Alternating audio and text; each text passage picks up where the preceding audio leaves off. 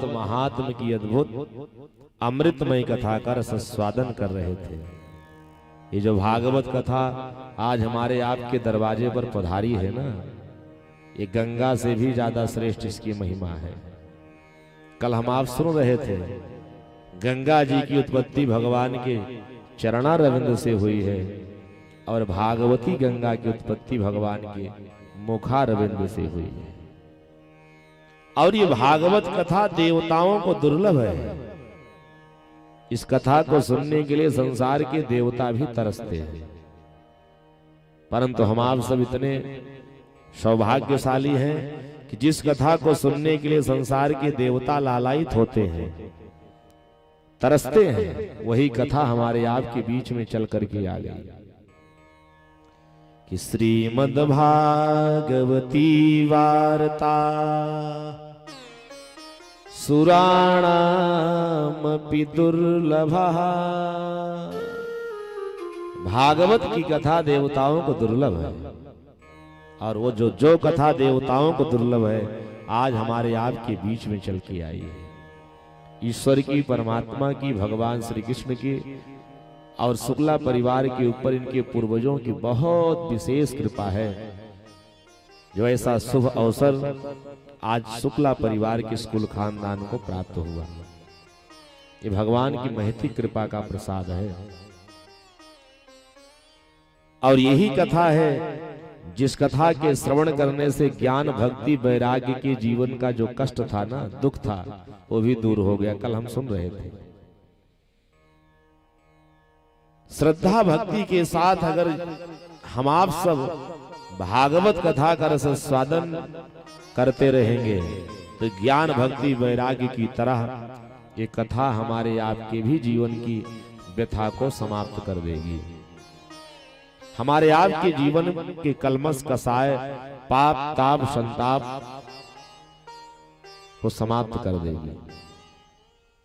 और भागवत महात्म में ही कल हम आप सब श्रवणपान कर रहे थे, जिस महाप्रेत का उद्धार संसार सागर में कहीं नहीं हो रहा था। धुंधकारी ने अपने भाई गोकर्ण से कहा था ना, भैया एक बार नहीं सैकड़ों बार गया में जाकर के पिंडदान करो। गया श्राद्ध सतेनापि नमेर मुक्ति भविष्यति। एक बार नहीं, आप सैकड़ों बार जाकर के गया में पिंडदान करो, फिर भी मेरी मुक्ति नहीं होने वाली है। क्योंकि मैं ब्राह्मण कुल खानदान में जन्म लेकर के इतना अनाचार, अत्याचार, पापाचार मैंने अपने जीवन में किया है कि गया में पिंडदान करने से मेरे जीवन का कल्याण होगा नहीं। तो अपने भाई के उद्धार के लिए श्री गोकर्ण जी महाराज ने यही भागवत की गाथा महाप्रेत के रूप में धुंधकारी को सुनाई। और 7 दिन कथा श्रवण का पान करने के बाद धुंधकारी जैसे महाप्रेत के भी जीवन का कल्याण हुआ और उसको भी भगवान का परम धाम प्राप्त हुआ। ये भागवत महात्म की चर्चा हम आप सब कल के प्रसंग में श्रवण पान कर रहे थे। आज हम आप सब भागवत कथा का शुभारंभ करेंगे।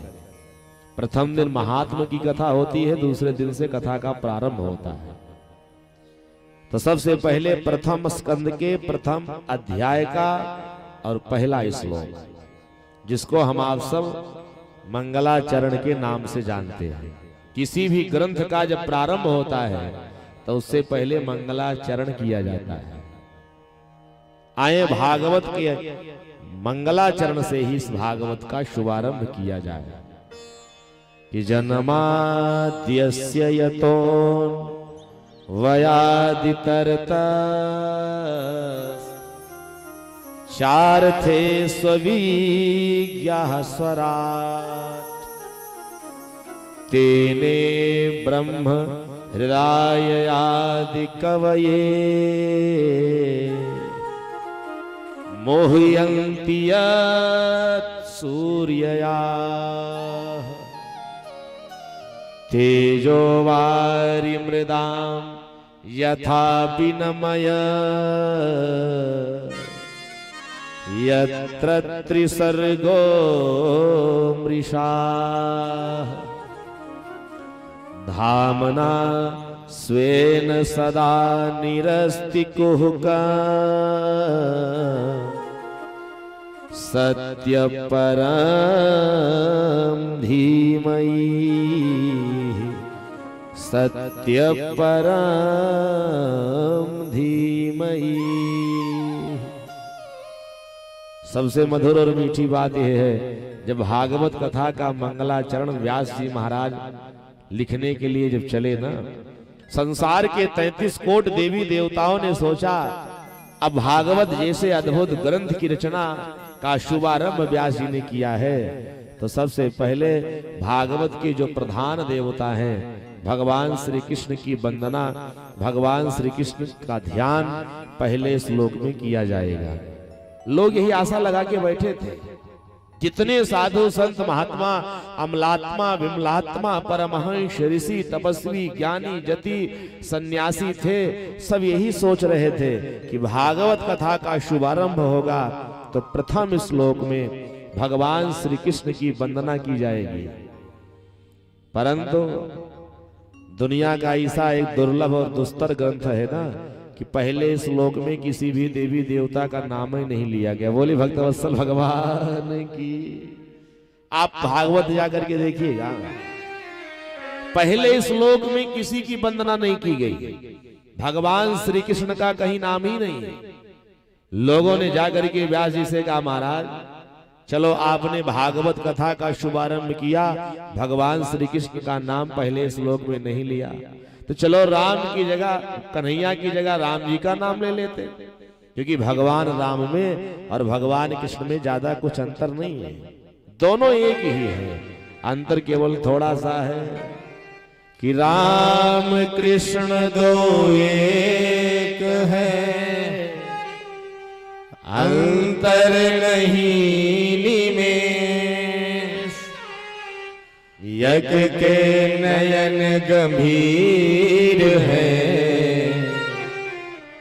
यज्ञ के चपल विशेष, यज्ञ के चपल विशेष। कहा भगवान राम में भगवान कृष्ण में कोई अंतर नहीं, वही राम जी कन्हैया बन के आए।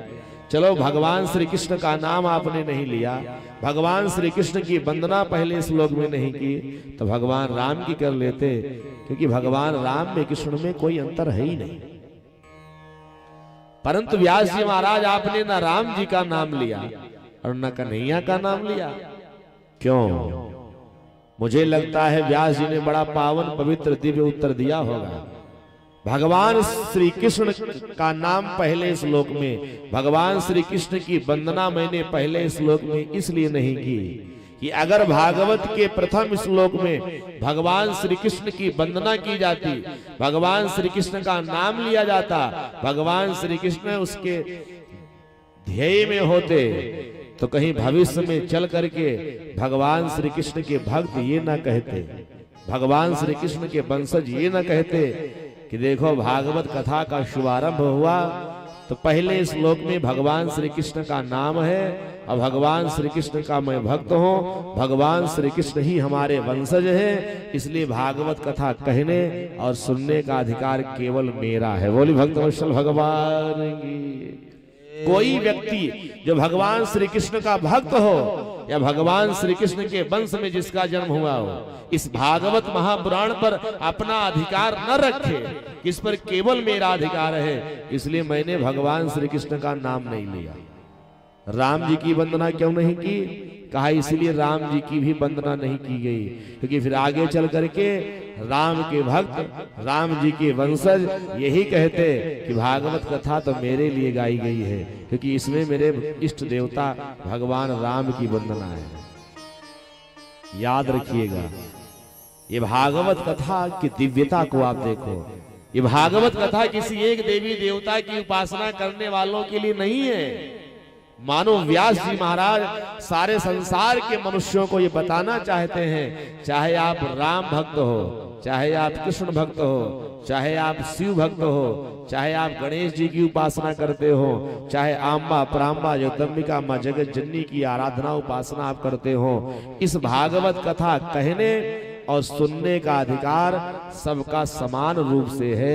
इसीलिए भागवत के पहले श्लोक में किसी भी देवी देवता का नाम नहीं है। बोली भक्तवत्सल भगवान की। तो भागवत के पहले श्लोक में ध्यान किसका किया गया?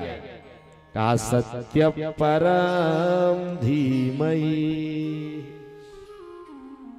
व्यास जी ने भागवत के पहले श्लोक में सत्य परम धीमहि, सत्य स्वरूप परमात्मा का ध्यान भगवान ने किया है। अब सत्य कौन है? कल मैं आप सबसे बता रहा था, सत्य संसार सागर में कोई है तो केवल और केवल परमात्मा। बाकी जो कुछ संसार सागर में दिखता है ना, ये सब असत्य है। ईश्वर ही सत्य है। और सबसे मीठी बात बताऊं, कल महात्म की चर्चा जब प्रारंभ हुई ना, तब हमने आपने कहां से प्रारंभ किया था? सच्चिदानंद रूपाय। सच्चिदानंद, सच्चिदानंद का जब संधि विच्छेद करेंगे, सत धन चित धन आनंद बराबर सच्चिदानंद। तो महात्म की चर्चा का भी प्रारंभ हुआ तो सत्य से हुआ। ध्यान देके सुने।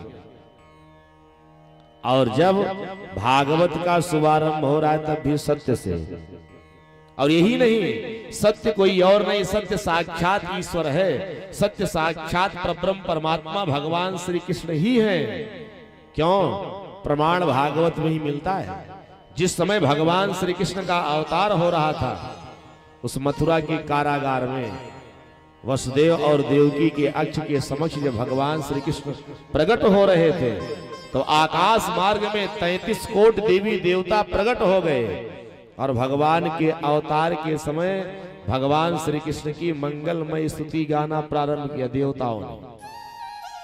और कौन सी स्तुति गाई है? जरा आप ध्यान दे करके सुनेंगे कि सत्यव्रतम सत्यपरम त्रिसत्यम असत्यस्य योनि निहतं च सत्ये सत्यस्य सत्यं मृत सत्य नेत्रम् सत्यात्मकां त्वां शरणं प्रपन्ना सत्यात्मकां त्वां शरणं प्रपन्ना। अवतार हो रहा है भगवान श्री कृष्ण का। देवता गण स्तुति करें सत्यव्रतम सत्य परम त्रिसत्यम सत्यस्य योनि निहतं च सत्ये सत्यस्य सत्यमृत सत्य नेत्रम असत्यात्मकां त्वां शरणं प्रपन्ना। यानी भगवान श्री कृष्ण ही सारे संसार के सत्य स्वरूप परमात्मा है। बोली भक्तवत्सल भगवान की जय। और इस बात को अच्छे तरीके समझना हो ना, तो एक विशेष चर्चा मैं आप सबसे करूं। हमारे आपके यहाँ गांव में ना एक बहुत छोटा सा अनुष्ठान होता है। उस अनुष्ठान का नाम आप सब लोग जानते हो, सत्यनारायण व्रत कथा। हमारे यहाँ गांव के पंडित जी लोग, पुरोहित जी आते हैं, 2 घंटे का कार्यक्रम होता है। होता क्या है, भक्त लोग सत्यनारायण भगवान की कथा सुनते हैं।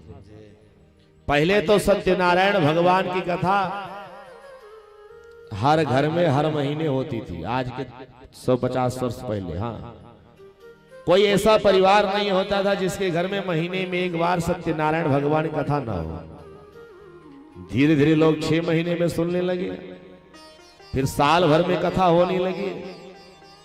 अब तो संसार को देखकर बड़ी पीड़ा होती गृहस्थों को देख के, हाँ, कितने लोग ऐसे अभागे हैं ना, 2-2 साल 4-4 साल 10-10 साल बीत जाता है, लेकिन 2 घंटे का ये जो पावन अनुष्ठान होता था सत्यनारायण की कथा, ये भी परिवार में नहीं हो पाती। बोली भक्तवत्सल भगवान की। और जो लोग करते हैं तो पंडित जी आते, गांव के पुरोहित जी। हम लोग समझते क्या है, सत्यनारायण की कथा हो रही है, मोहल्ले वाले यही आशा लगा के बैठे रहते, एक अध्याय की कथा पंडित जी जब कह लेंगे तो एक बार शंख बजाएंगे, और 3-4 बार जब शंख बज जाएगी तो मोहल्ले वाले भी प्रसाद लेने के लिए आ जाते हैं। परंतु जरा आप विचार करो, ये सत्यनारायण व्रत कथा जो हम आप सब सुनते हैं, तो होता क्या उस कथा में सबसे पहले सतानंद ब्राह्मण की कहानी सुनाई जाती है, उसके बाद लकड़हारे की कथा आती है, फिर लीलावती कलावती आदि की कहानी होती है। हमारे आपके मन में कुछ लोग ऐसे हैं जो प्रश्न करते, महाराज जी हम सत्यनारायण भगवान की कथा सुनने के लिए बैठे हैं, तो हमारे सामने लकड़हारे की कथा गाई जा रही है, लकड़हारे की कहानी हो रही है, परंतु इसमें तो लिखा गया है कि लकड़हारे ने सत्यनारायण भगवान की कथा सुनी थी, सत्यनारायण भगवान का व्रत किया था। लोग पूछते, महाराज जी कि लकड़हारे ने कौन सी कथा सुनी थी? बोले भक्तवत्सल भगवान की, हमने आपने तो लकड़हारे की सुन ली, लेकिन लकड़हारा और सतानंद ब्राह्मण ने कौन सी कथा सुनी? सच बताओ, सत्यनारायण व्रत कथा में लकड़हारे ने, सतानंद ब्राह्मण ने, लीलावती कलावती आदि जो भी उसमें पात्र हैं, ये सब कोई कथा कुछ नहीं सुने हैं। इन्होंने अपने जीवन में केवल एक साधना सिद्ध की है, क्या? सत्य ही नारायण है, यही मान लो आप। जिस दिन हमारे दिल दिमाग में ये बात आकर के स्थिर हो जाए, सत्य कोई और नहीं, सत्य साक्षात नारायण है, तो समझ लीजिए सत्यनारायण की कथा हो गई। बोले भक्तवत्सल भगवान की। करना केवल इतना, इस पूरे 2 घंटे के कार्यक्रम में हर आचार्य को चाहिए, पुरोहित जी को चाहिए कि अपने यजमान जी के सामने इस बात को अच्छे तरीके समझा पा जाएं कि सत्य कुछ और नहीं, सत्य साक्षात ईश्वर है, सत्य नारायण है। मोटी हेडिंग में लिखा गया सत्य नारायण, सत्य को नारायण मान लेना ही, समझ जाना ही सत्यनारायण की कथा करने का पूरा फल है। हम सब सत्यनारायण की कथा सुनते हैं, उस दिन भी दिन भर झूठे बोला करते। बोले भक्तवत्सल भगवान की। सत्य से बढ़कर के संसार सागर में कोई और धर्म नहीं है, सबसे बड़ा जो धर्म है ना वो सत्य है। इसीलिए पूज्यपाद गोस्वामी तुलसीदास जी ने बहुत अच्छे तरीके से वर्णन किया कि धर्म न दूसरे सत्य समाना, धर्म न दूसरे सत्य समाना, धर्म न दूसरे सत्य समाना, धर्म न दूसरे सत्य समाना, आगम निगम पुराण बखाना, आगम निगम पुराण बखाना, आगम निगम पुराण बखाना। संसार सागर में सबसे बड़ा धर्म जो है ना वो सत्य है। सारे वेद पुराण शास्त्र बार बार इसकी चर्चा करते हैं। इसलिए मैं आप सबसे निवेदन करूं, अपने जीवन में सत्य के मार्ग पर चलने का प्रयास करो, सत्य को जीवन में धारण करो,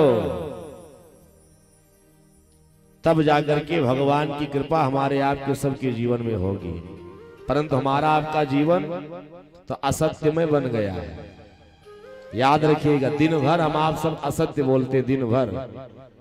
एक बार भी अगर हमने आपने 24 घंटे में एक बात भी सत्य बोल दी ना, तो पूरे परिवार में, गांव में, समाज में, मोहल्ले में जाके, अरे भैया मुझसे बड़ा सत्यवादी आपको कोई मिलेगा नहीं। दिन भर बोलेंगे झूठ असत्य, एक बार अगर सत्य बोल दिए ना तो अपने आप को राजा हरिश्चंद्र जी से कम नहीं मानते।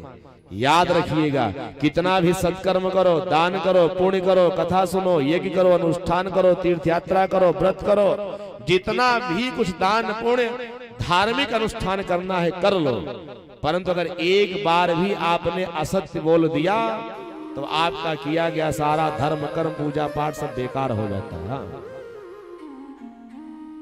असत्य से बड़ा पाप की संसार सागर में और कोई नहीं। असत्य बोलना ही समझो पाप करना है। इसलिए मैं आप सबसे निवेदन करूं, असत्य बोलने से हम आप सब बचें, जितना हो सके उतना। क्योंकि संतों ने कहा, नहीं असत्य सम पातक पुंजा, गिरि सम हो ही की कोटि गुंजा, गिरि सम हो ही की कोटि गुंजा।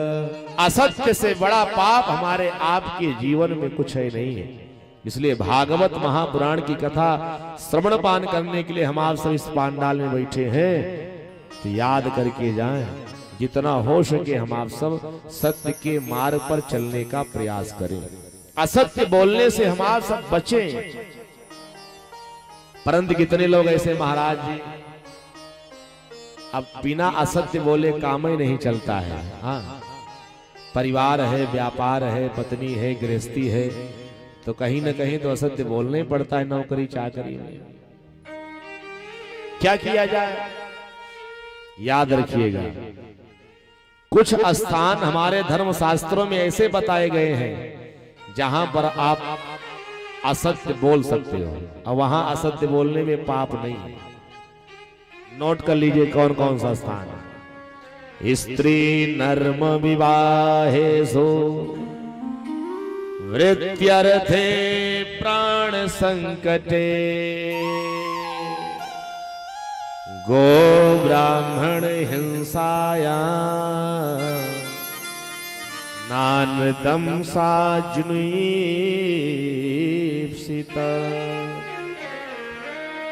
विद्वानों ने कहा कुछ स्थान ऐसे जहां पर आप असत्य बोली वहां पाप नहीं होगा। स्त्री नर्म विवाहेषु, किसी कन्या का विवाह न हो रहा, अब आपके अगर असत्य बोलने से, झूठ बोलने से उसका विवाह हो जाए, तो कन्या के विवाह में छोटा मोटा झूठ आप बोल सकते। बोले भक्तवत्सल भगवान की। अब सब झूठा ही ना हो कि कन्या शुद्ध अपना नाम नहीं लिख पावे, बता दो भैया पीएचडी की है। अगर मान लीजिए हाई स्कूल इंटर पास है तो बीए बता के विवाह कर लीजिए। बोले भक्तवत्सल भगवान की। छोटा मोटा झूठ कन्या के विवाह में अगर आप बोल करके विवाह कर लेते हैं तो याद रखिएगा, कन्या के विवाह में झूठ बोलने से पाप नहीं होता। स्त्री नर्म विवाहेषु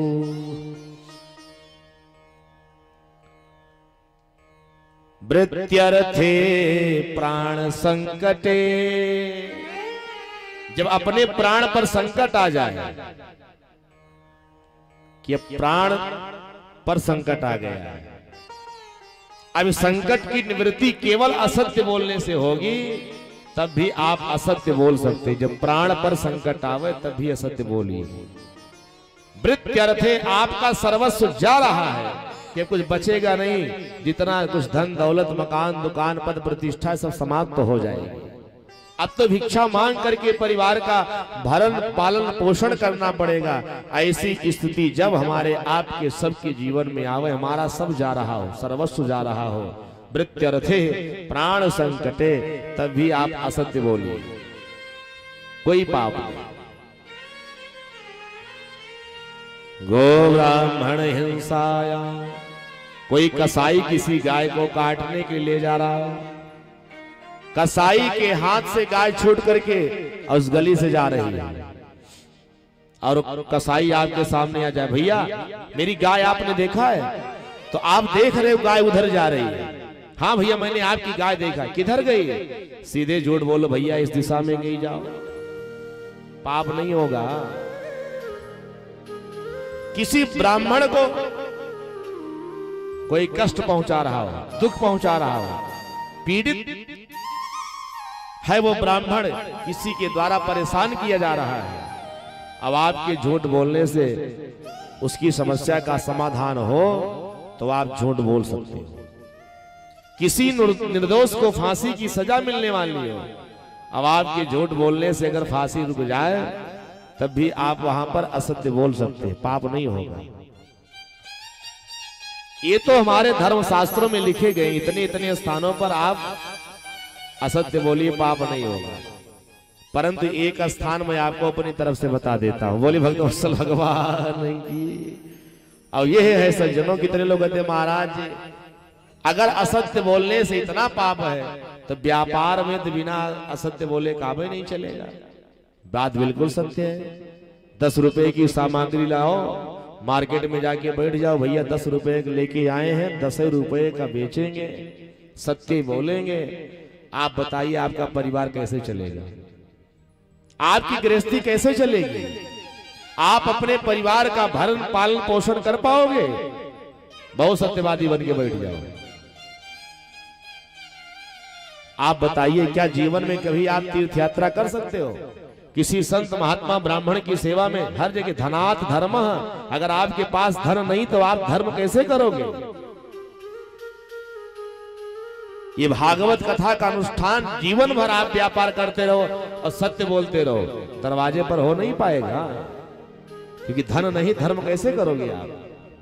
तो अगर आप व्यापार करते हो तो व्यापार की वस्तुओं को बेचना है, लेना है, तो उसमें भी आप झूठ बोल सकते ही, हमारी तरफ से छूट है। बोले भक्त वत्सल भगवान की। हमारी तरफ से नहीं, सभी महात्मा लोग इसके लिए अपना अपना मत प्रदान करते हैं कि व्यापार बिजनेस में भी, क्योंकि वो जो आप असत्य बोल करके धन अर्जित कर रहे हो, हाँ उस धन से आपको सत्कर्म करना है, अपने बच्चों को पालना है, साधु संत महात्माओं की सेवा करनी है, तीर्थ यात्रा करना है, धर्म कर्म करना है, दान पुण्य करना है, यज्ञ आदि अनुष्ठान सत्कर्म करने हैं। इसलिए जो व्यापार से अगर अर्जित धन इकट्ठा हो, सत्कर्म आप करने के लिए अगर आप तैयार हैं तो आप वहां पर असत्य बोलने में पाप नहीं है। परंतु इसके अलावा हर जगह जितना हो सके हम आप सब सत्य बोलने का प्रयास करें। एक बहुत मीठा सा दृष्टांत है। एक राजा का नाम आपने सुना होगा, महाभारत की कथा है, एकाग्रचित होकर के सुनिए। राजा का नाम था महाराज सत्यदेव। राजा सत्यदेव सिंहासन पर बैठे थे। देखते क्या है, एक सुंदर नवयुवती सज धज करके राजा सत्यदेव के सामने हाथ जोड़ के खड़ी हो गई। महाराज अब मैं आपके राजमहल से, आपके जीवन से, आपके परिवार से अब मैं जाना चाहती हूँ। राजा सत्यदेव ने कहा, देवी तुम अपना परिचय तो बताओ, तुम हो कौन? राजा सत्यदेव के सामने जो नवयुवती सज धज करके आई थी वो महिला ना, उसने कहा, राजन मेरा नाम है लक्ष्मी, मैं आपके राजमहल में, आपके घर में, आपके जीवन में अब रह नहीं पाऊंगी, मुझे आदेश दे दीजिए, मैं आपके राज्य को छोड़ करके जाना चाहती हूँ। राजा सत्यदेव सिंहासन पर बैठे बैठे आदेश दे दिया। ध्यान देकर के सुनेंगे। राजा सत्यदेव के जीवन से लक्ष्मी चली गई। लक्ष्मी अर्थात धन चला गया। राजा निर्धन बन गए, दीनहीन हो गए, गली गली भिक्षा मांगने लगे। दूसरे दिन राजा के पास एक दूसरा व्यक्ति सज धज करके आया, राजन अब आपके जीवन से मैं भी जाना चाहता हूं। राजा ने कहा, परिचय तो बताओ। उस दूसरे व्यक्ति ने कहा, मेरा नाम है दान। जब लक्ष्मी नहीं, धन नहीं, तो दान कैसे करोगे? राजा ने आदेश दे दिया। राजा के जीवन से ध्यान देकर के सुनेंगे। सबसे पहले लक्ष्मी चली गई, फिर दान चला गया। तीसरे दिन राजा सिंहासन पर बैठे, तीसरा व्यक्ति सज धज कर किया, राजन आपके राजमहल से, आपके जीवन से मैं भी जाना चाहता हूं। राजा ने कहा, परिचय? उस तीसरे व्यक्ति ने कहा, मेरा नाम है सदाचार। आपके जीवन में लक्ष्मी नहीं, धन नहीं, दान नहीं, सदाचार बेचारा अकेले रह करके क्या करेगा? राजा सत्यदेव ने आदेश दे दिया, सत्यदेव जी के जीवन से सदाचार भी चला गया। चौथे दिन राजा सिंहासन पर जब बैठते हैं, एक चौथा व्यक्ति सच धज कर किया, राजन आपके जीवन से, आपके परिवार से मैं भी जाना चाहता हूँ। राजा ने कहा परिचय तो बताओ। उस चौथे व्यक्ति ने कहा मेरा नाम है यश। ध्यान दे के सुनेंगे, राजा ने आदेश दे दिया। राजा के जीवन से यश भी चला गया, लक्ष्मी चली गई अर्थात धन चला गया, सदाचार चला गया, दान चला गया, यश चला गया, कीर्ति सब समाप्त हो गई। दीनहीन होकर के राजा सत्यदेव भिखारी बन करके अपनी प्रजा से ही भिक्षा मांगने लगे। कुछ दिन जब बीता, राजा सत्यदेव के अक्ष के समक्ष एक पांचवा व्यक्ति आके प्रकट हो गया। राजन अब आपके इस राजमहल से मैं भी जाना चाहता हूं। राजा ने कहा परिचय। उस पांचवें व्यक्ति ने कहा मेरा नाम है सत्य। राजा सत्यदेव ने जैसे सुना कि आज मेरे जीवन से सत्य जाने के लिए तैयार है, राजा सत्यदेव के नेत्र सजल हो गए, नेत्रों से अश्रु की धारा बहने लगी, रोने लगे बेचारे, और दोनों अपने हाथों से सत्य के चरणों को पकड़ लिया। राजा सत्यदेव ने रोते हुए कहा हे सत्य, मेरे जीवन से लक्ष्मी चली गई, मुझे कष्ट नहीं है, मेरे जीवन से दान चला गया, मुझे दुख नहीं है, मेरे जीवन से सदाचार यह समाप्त हो गया, मुझे पीड़ा नहीं है, परंतु हे सत्य मैं आपको अपने जीवन से नहीं जाने दूंगा। राजा सत्यदेव ने सत्य को अपने जीवन में स्थिर कर लिया, रोक लिया। फल क्या मिला? 2 घंटे भी नहीं बीते, ये लक्ष्मी, दान, सदाचार, यश जो राजा का राजमहल छोड़ के, राजा का जीवन छोड़ करके चले गए थे ना, सब बिना बुलाए ही आ गए। बोले भक्तवत्सल भगवान की। ये भागवत कथा कहती है जो जीव सत्य को धारण करता है, सत्य के मार्ग पर चलता है, फिर लक्ष्मी के लिए उसको भटकना नहीं पड़ेगा। लक्ष्मी बिना बुलाए आ जाएगा। घर से चली जाती तब भी चली जाएगी।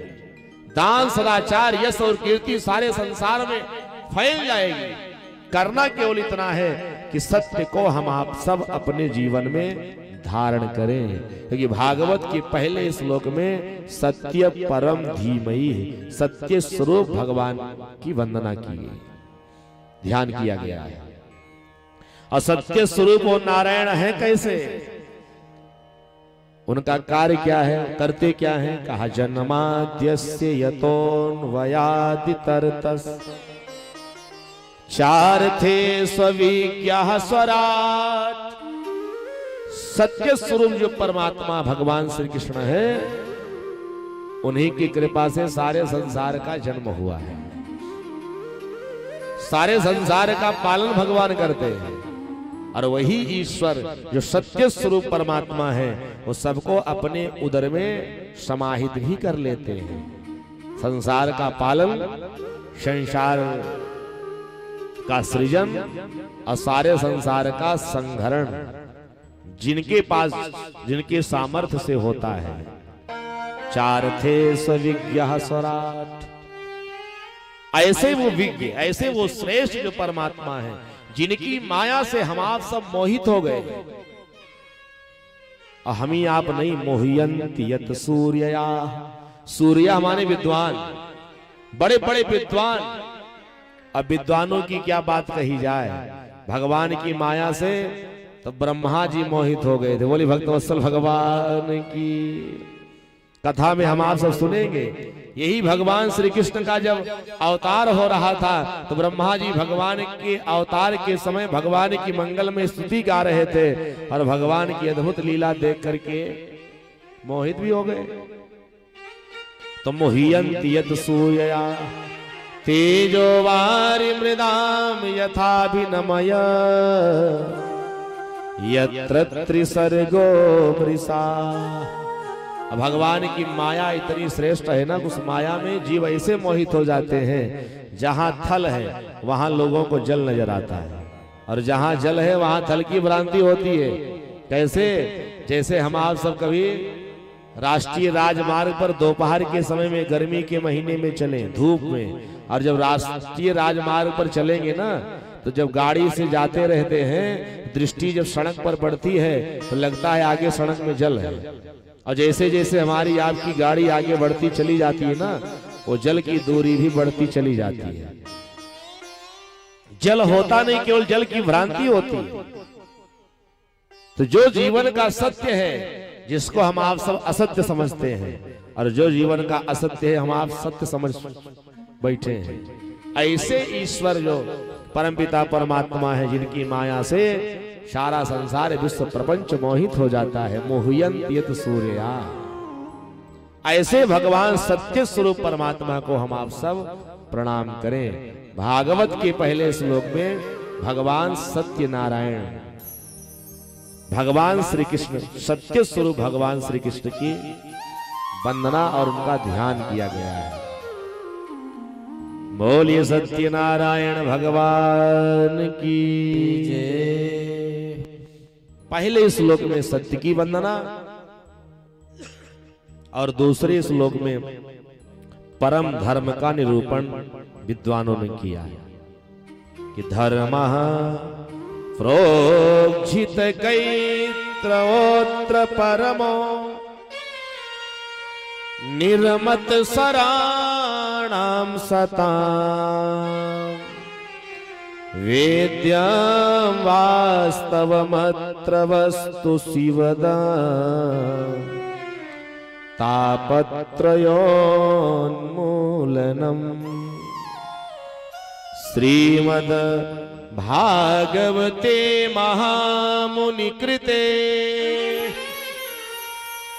किं वा परैरीश्वरः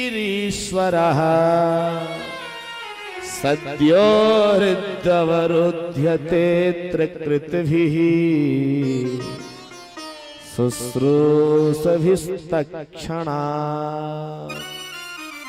भागवत के दूसरे श्लोक में परम धर्म की व्याख्या की गई है। जीवन का परम धर्म क्या है? हम आप सब ये समझते हैं कि हमारे आपके जीवन का धर्म है प्रातः काल की वेला में सूर्योदय से पहले बिस्तर का परित्याग करना। परम धर्म ये है कि हम आप सब स्नान आदि क्रिया से निवृत्त होकर के संध्या पूजन पाठ अर्चन बंदन करें, मस्तक पर टीका लगाएं, शिखा रखें, बड़े बुजुर्गों के जीवन में हम आप सब उनका सत्कार करना सीखें। ये सब हमारे आपके जीवन का धर्म है। परम जो जीवन का परम धर्म है वो क्या है? कहा धर्मः प्रोक्षित कैत्रवोत्र परमो। बड़े बड़े विद्वानों ने, संतों ने कहा ये भगवान श्री कृष्ण की मंगलमय अद्भुत ये कृष्ण कथा ही ये हमारे आपके सबके जीवन का परम धर्म है। बोली भक्तवत्सल भगवान की जय। हाँ, भगवान श्री कृष्ण की अद्भुत मंगलमय कथा का श्रवणपान हम आप सब करें। जो जीवन के परम धर्म की चर्चा विद्वानों ने की है, और ये धर्म, ये भगवान श्री कृष्ण की कथा निष्कपट हुआ, मन में कोई कपट नहीं होना चाहिए। निर्विकार रूप से हम आप सब भगवान की मंगलमय कथा का आश्रय लें। कितने साधु संत महात्मा हैं, भगवान श्री कृष्ण के ही इस मंगलमय कथा को अपना परम धर्म मानते हैं, क्योंकि उनको संसार सागर में न स्वर्ग चाहिए, न मोक्ष चाहिए, न धन चाहिए, न दौलत चाहिए, न पद प्रतिष्ठा चाहिए। यहाँ तक महात्माओं ने तो वैकुंठ का भी त्याग कर दिया, मुझे वैकुंठ भी नहीं चाहिए। बस जीवन में भगवान श्री कृष्ण की अविरल कृपा बनी रहे और भगवान की मंगलमय कथा श्रवण पान करने का अवसर मिलता रहे। कृष्ण कथा को ही जीवन का परम धर्म हमारे महात्माओं ने बताया है, क्योंकि ये कथा हमारे आपके सबके जीवन को कल्याण प्रदान करने वाली है। संत जन कहते हैं कि वेद्यम वास्तवमत्र वस्तु शिवदम तापोत्रयन्मूलनम।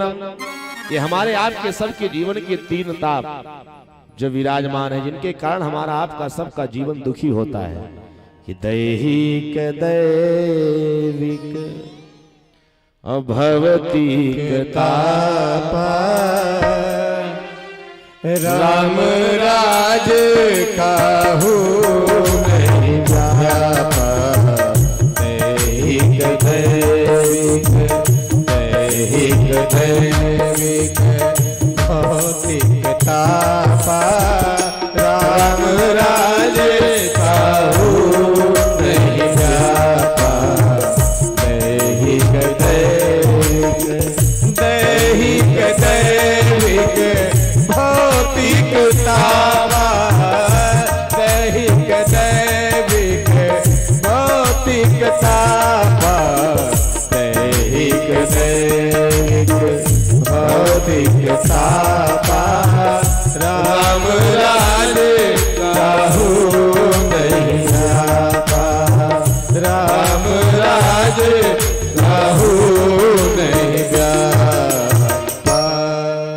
भागवत कथा हमारे आपके सबके जीवन के तीनों तापों का निवारण करती है। तापोत्रयोन्मूलनम। और जैसे कथा श्रवण पान करने के लिए कथा के प्रांगण में हम आप सब विराजमान होते हैं, भागवत के विद्वानों ने कहा भगवान श्री कृष्ण उन भक्तों के हृदय में आकर के स्वयं विराजमान भी हो जाते हैं। बोली भक्तवत्सल भगवान की। ऐसी जो अद्भुत मंगलमय भगवान की कृष्ण कथा है, इसको हमारे धर्म शास्त्रों में परम धर्म बताया गया। ये जीवन का परम धर्म है। इसलिए जीवन में हमको आपको सबको चाहिए भगवान की मंगलमय कथा का हम आप सब आश्रय लेते रहें, कथा का श्रवणपान करते रहें, जिससे हमारे आपके सबके जीवन का कल्याण होता रहे। जो प्राणी भगवान की मंगलमय कथा कर स्वादन करता है, उसके हृदय में भगवान आकर के विराजमान हो जाते हैं, भगवान का प्राकट्य होता है। दूसरी श्लोक की व्याख्या के बाद